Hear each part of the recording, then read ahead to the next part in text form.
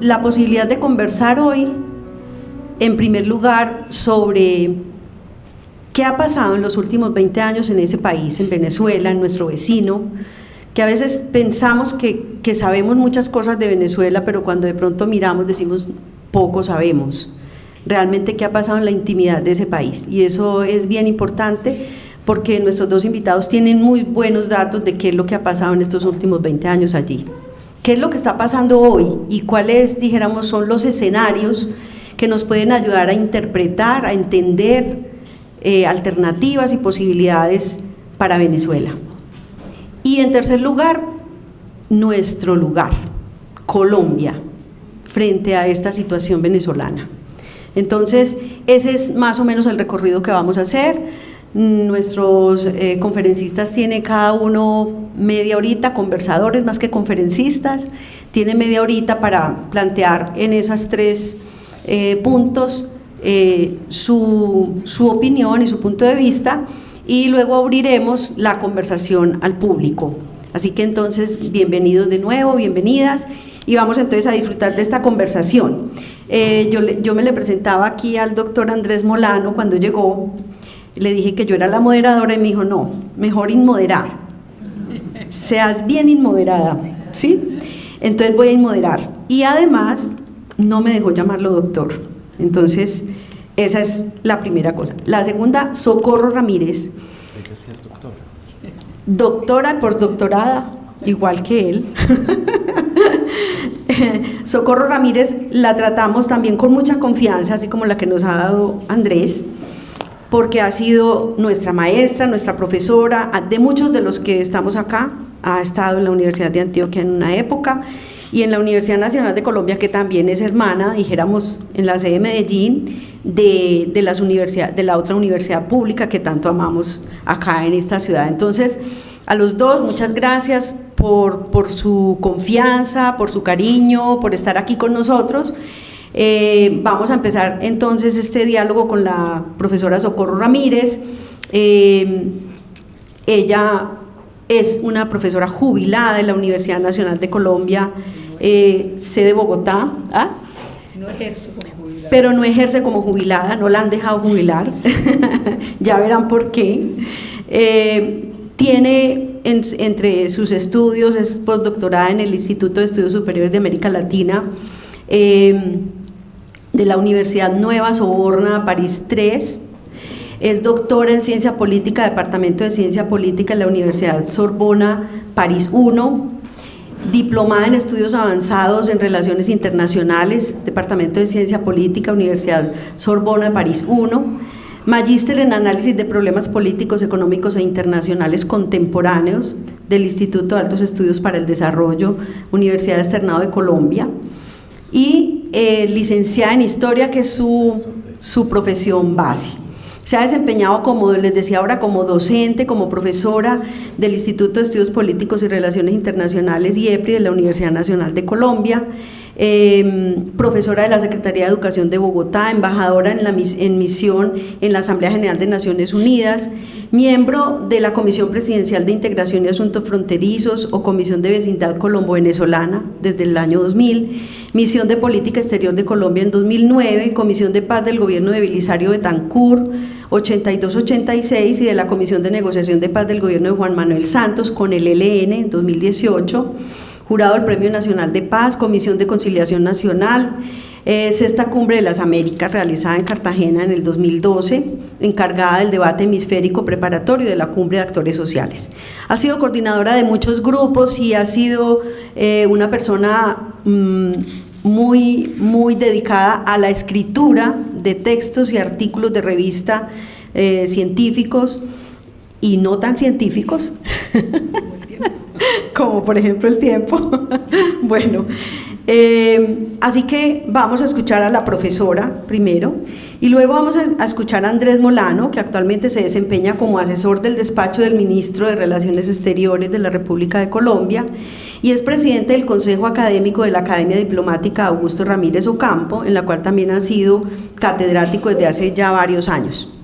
Es además profesor principal de la carrera académica de la Facultad de Ciencia Política, Gobierno y Relaciones Internacionales de la Universidad del Rosario. abogado especialista en Derecho Constitucional de la Universidad del Rosario, licenciado en Filosofía e Historia de la Universidad de Santo Tomás, especialista en Desafíos y Asuntos Globales, programa conjunto de las Universidades de Leiden y de Ginebra, magíster en Análisis de Problemas Políticos, Económicos e Internacionales Contemporáneos de la Universidad Externado de Colombia y el Instituto de Altos Estudios para el Desarrollo.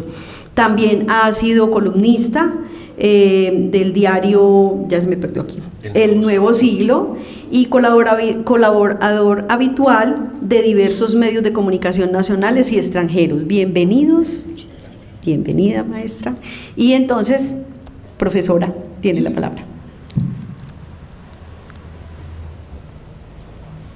Muchas gracias a los organizadores por este espacio tan necesario en una circunstancia tan complicada de nuestro mayor vecino.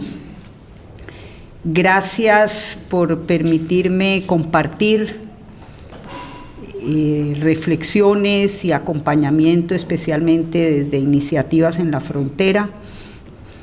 Y gracias por compartir con Andrés Molano, con quien hemos tenido muchos momentos en la vida académica de iniciativas y de acciones conjuntas, y gracias a ustedes por venir a compartir las reflexiones. Yo he pensado que 3 ejes interesarían en esta conversación. El primero, como rasgos muy generales sobre cómo se incubó en estos 20 años la crisis.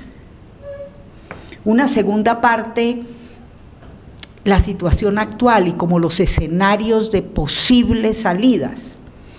Y en tercer lugar, qué impactos y qué riesgos está corriendo Colombia. Entremos pues en materia. Yo diría que al menos 3 factores tuvieron gran influencia en lo que representó Chávez. El primero recogió la crisis de los partidos políticos venezolanos y del modelo con el que gestionaron todo ese crecimiento rápido y sostenido de Venezuela gracias al petróleo. Y de alguna manera Chávez montó su carisma y generó expectativas a partir de todo lo que generó el Caracazo en el 89 y de todo el malestar social y de esa crisis de los partidos venezolanos, que le permitió muy rápidamente cambiar la Constitución e instalar un modelo intervencionista y de control del Estado y de la sociedad utilizando las elecciones. Un segundo factor que le ayudó a Chávez fue la abundancia y sobre todo los altísimos precios del petróleo con los que contó en la mayor parte de sus gobiernos. De hecho, ustedes saben que Venezuela tiene las reservas de petróleo más importantes del mundo. Y eso llevaron a Chávez a creer que la riqueza de Venezuela era inagotable. Creyó que el país podía ser totalmente financiado por el Estado. Y más bien se dedicó a mostrar que la propiedad privada era el origen de todos los males de Venezuela. Y se dedicó de alguna manera a demoler la inversión, la confianza, la capacidad de producción. Impuso nacionalizaciones y estatizaciones de empresas muy rápidamente, y de alguna manera esa abundancia que le tocó diluyó el efecto de políticas económicas estatistas muy erróneas y de mala gestión, y le permitió gastar excesivamente dentro y fuera del país. De alguna manera eso estimuló y hasta toleró un aumento muy preocupante de la corrupción, pero también le permitió ganar y mantener adeptos. Y un poco paradójico, cuando Venezuela tuvo los ingresos más altos de su historia, acumuló la deuda externa más grande de ese país. Por esa idea, pensó que era tan rico que eso era inagotable. Y tuvo otro tercer factor que yo creo que fue crucial, y fue Cuba. La gran influencia de Fidel sobre Chávez fue muy importante, de alguna manera le ayudó a desarrollar, a diseñar y a desarrollar una estrategia, especialmente con las Fuerzas Armadas. De alguna forma ese modelo de acción cívico-militar fue a partir del modelo y de la forma como funciona el régimen cubano, fue muy importante para el desarrollo de las iniciativas de Chávez y también para tener una cierta contrainteligencia que permitiera muy fuertemente el control de la lealtad de la Fuerza Armada.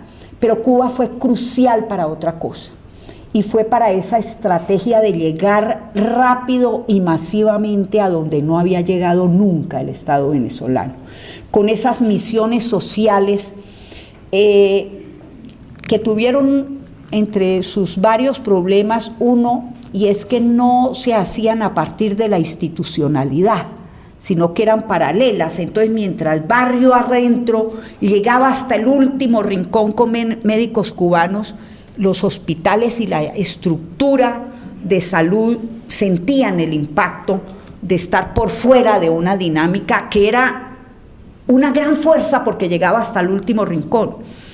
Eso le permitió a Cuba cambiar el aporte con médicos y con maestros a cambio de petróleo, que era muy sustantivo para la isla porque venía de vivir un periodo especial muy dramático después del fin de la Unión Soviética, que le había abastecido de petróleo durante varias décadas. Entonces fue de alguna forma una estrategia mutuamente ventajosa, pero era tal la confianza de Fidel y de que llegaran a construir Fidel y Chávez y el grado de identidad, que de alguna manera los cubanos fueron decisivos en el final de Chávez, cuando estaba en sus momentos con la gravedad de su cáncer atendido en Cuba. De alguna manera allí escogieron a Maduro como sucesor. Chávez, pese a esas tres ventajas, ya desde el 2006 empezó a ver que ese carisma y el caudal político empezaba a disminuir. Recuerden ustedes que en el 2007 quiso hacer la reforma de la Constitución bolivariana que él mismo había empezado al comienzo de su gobierno para montar el Estado socialista comunal, pero fue derrotado en ese referendo. En 2008, por ejemplo, perdió la alcaldía de Caracas. Y en 2012, ya su última reelección, ya enfermo, sacó el porcentaje más bajo en los 14 años de las sucesivas elecciones en las que se presentó. Entonces, cuando llega Maduro, de alguna manera estaban incubadas muchas de las crisis. Maduro las profundiza y genera nuevos problemas. En primer lugar, la crisis económica. El petróleo dejó de financiar a Venezuela, de la que depende el 98% de los ingresos dependen del petróleo. Cayó drásticamente los precios, pero también venía cayendo drásticamente la producción. Se redujo a menos de la mitad, y en buena medida por la salida, la primera hora migratoria, o la segunda, la primera fueron de empresarios, la segunda fueron estos técnicos de PDVSA, y cayó la capacidad de producir petróleo y de exportarlo, y de alguna manera PDVSA perdió el crédito comercial, servicios de proveedores, fue declarada en default parcial como la misma Venezuela, y todo eso condujo bajo Maduro a un problema de liquidez tremendo y de reducción de las reservas internacionales, y triplicó la deuda externa. Pero además Maduro profundizó políticas económicas que ya le venían generando graves problemas a Venezuela, como la destrucción de la empresa privada. Venezuela tenía una industria pesada que se derivaba del aluminio, del hierro, del acero. De hecho, por eso fue ese entrecruzamiento con Colombia tan productivo, porque eran dos economías complementarias. Aquí se producía una gran manufactura diversa y allí una industria pesada que daba insumos a la industria colombiana. Todo eso trajo unas consecuencias bajo Maduro gravísimas, como por ejemplo, tuvo que suspender el pago de obligaciones de la deuda externa, y esto le ha generado una cantidad de demandas de incumplimiento de intereses y de bonos. La hiperinflación y devaluación es tal que el bolívar se ha vuelto inútil. Cada rato le cambian los ceros, le quitan ceros, le cambian de nombre, que ya no es Bolívar fuerte, sino que ahora es soberano. Pero ya no hay ni quien les imprima los billetes, ya no, ni se encuentran. Ustedes ven aquí en el metro a venezolanos que le regalan a uno bolívares. Entonces el bolívar se volvió imposible, y sube y sube sucesivamente sueldos y se los devora, porque como está paliando esa falta de recursos, es vía poner la maquinita para imprimir billetes. Es decir, esa situación es de tal gravedad. Esa caída del petróleo y de los recursos por petróleo los ha tratado de reemplazar con el arco minero energético del Orinoco, sobreexplotando con unos costos sociales, ambientales, de seguridad altísimos, el oro, diamantes, coltán, pero está en una situación tan grave que Venezuela ya venía importando gasolina de Estados Unidos para subvencionarla, y ahora la escasez de gasolina en Venezuela es un grave problema. Eso en cuanto a la crisis económica, pero hay una crisis política e institucional tremenda, porque esa alianza partido, gobierno, ejército, como el modelo que gobierna,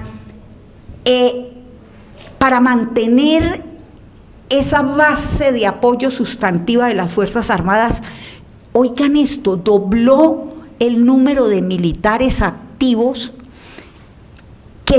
que tuvo Chávez en el gabinete.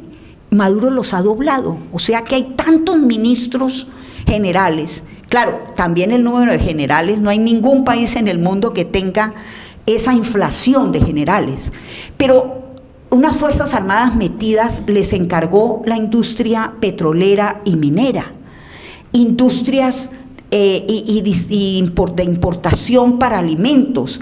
En fin, eso desdibujó de alguna manera muchas de las instituciones encargadas de todo eso, pero además, en el año 2016 trazó una estrategia de control de todos los poderes ante el crecimiento de una oposición que había ganado en el 2015 la Asamblea Legislativa, y impuso en el 2017 una Asamblea Constituyente supraconstitucional, que era más bien un instrumento de cogobierno.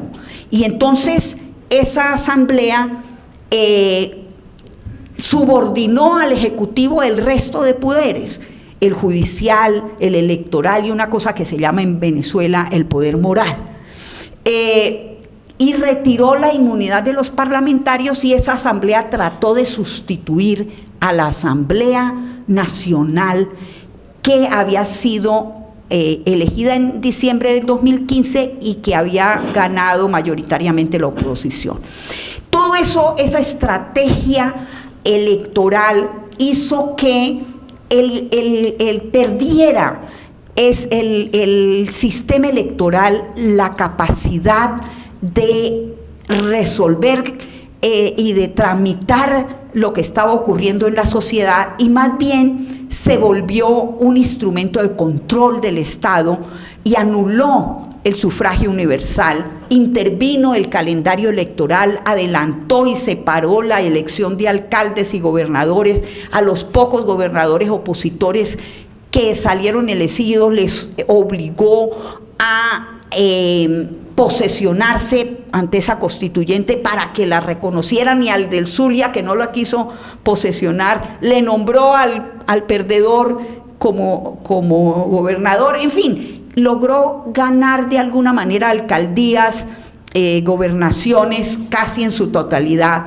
y sobre todo en mayo del 2018 Maduro se declaró reelecto, pero como habían sido unas elecciones tan irregulares, no lograron reconocimiento internacional.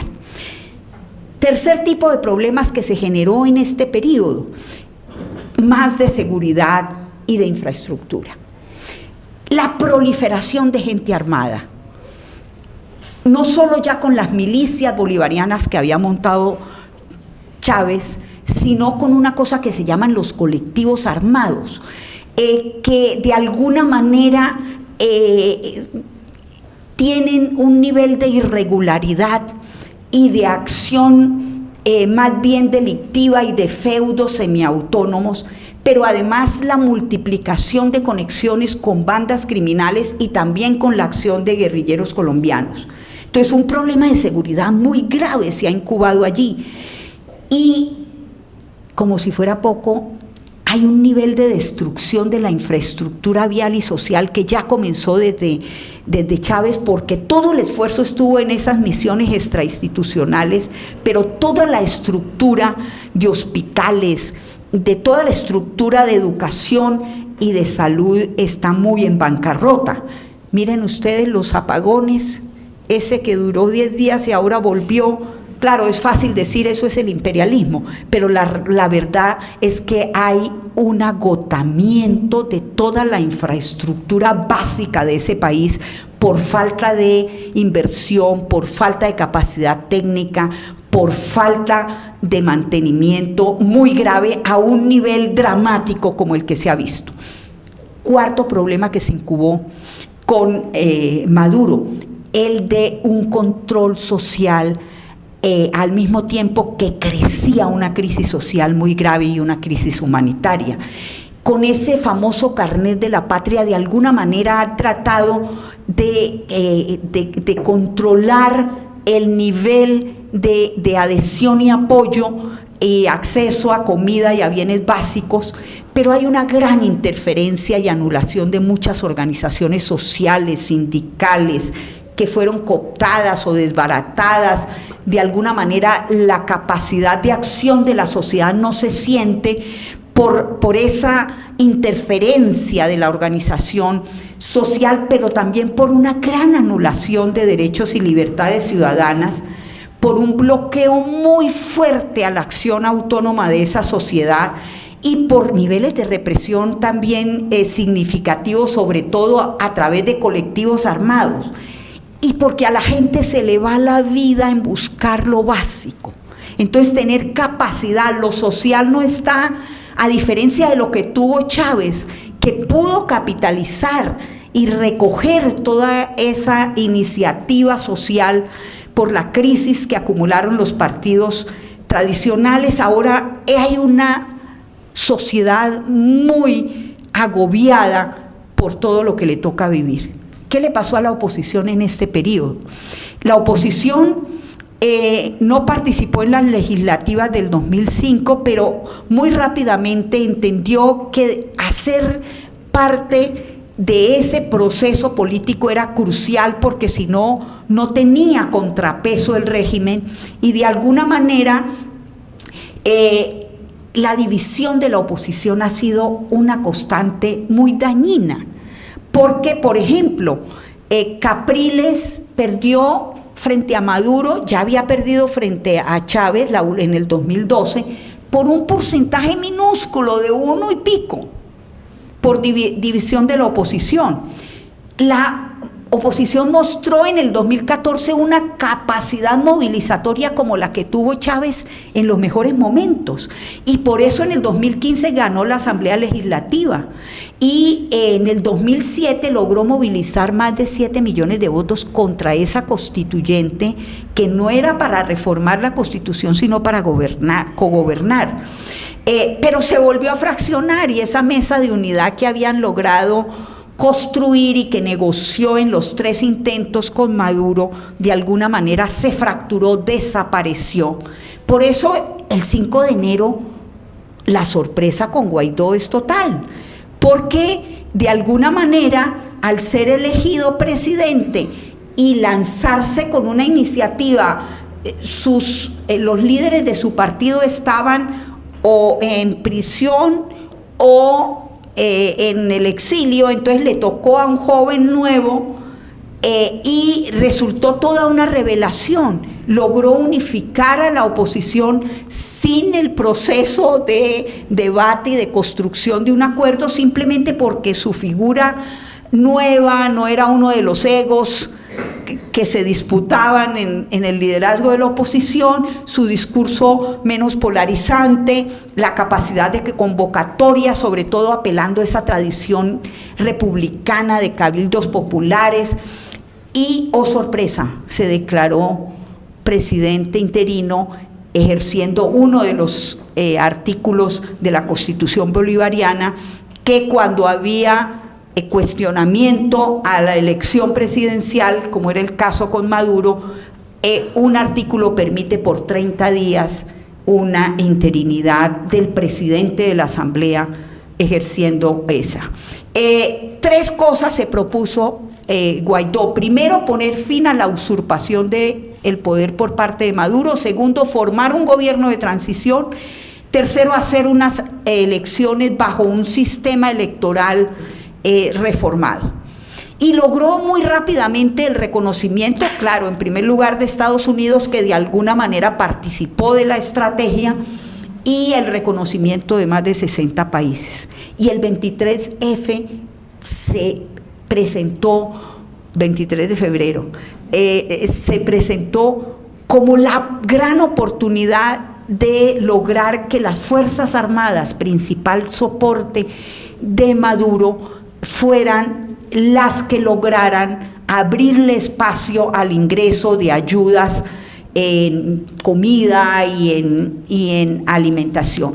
Pero ahí hubo unos errores muy grandes. Sobreestimó la capacidad, pero además no construyeron una capacidad para que Naciones Unidas, la Cruz Roja, organismos que podrían tener una capacidad de entrar y distribuir la comida y los alimentos, gestionaran, sino que politizaron ese instrumento, y eso de alguna manera, ese error, y claro, la respuesta de Maduro bloqueando los puentes, colectivos armados, guardias, etc. La Asamblea Constituyente, la Asamblea Nacional, con Guaidó como presidente, está discutiendo lo que sería la base de ese gobierno de transición, que lo llaman el día después, el Plan País, que básicamente tiene 4 áreas: unas políticas económicas que vendrían, un empoderamiento ciudadano y garantía de acceso a servicios básicos, porque hoy no existen ni siquiera garantía de acceso al agua potable. Ustedes han visto la gente que tiene que ir hasta los ríos, que son cloacas, para abastecerse, porque el nivel de precariedad de acceso al agua, a lo básico, es tan dramática. Tercero, hidrocarburos, y cuarto, políticas sociales para salir de la crisis. Pero resulta que ni las sanciones de Estados Unidos, que ya no son sobre individuos chavistas, sino que enfocó sobre lo que le es sustantivo, Citgo, la filial de la empresa de petróleos de Venezuela, que era la pieza, la joya de la corona, porque era la empresa con la cual Venezuela vendía en Estados Unidos, y al perder el control, eso le significa a Maduro no poder manejar 7.000 millones de dólares en activos, 11.000 millones de dólares que debería generar esa actividad este año, etcétera, etcétera, más demandas.